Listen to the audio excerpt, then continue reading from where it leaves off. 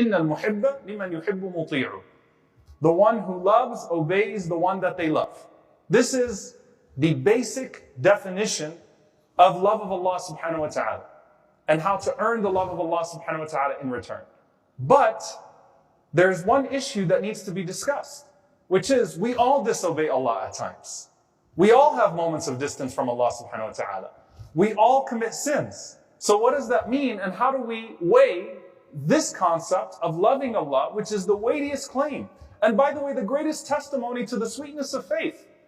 The Prophet ﷺ said the greatest sign of someone who tastes the sweetness of faith is what? That they love Allah and His Messenger ﷺ more than anything else. And so that love of Allah is not just something of the heart, a matter of the heart.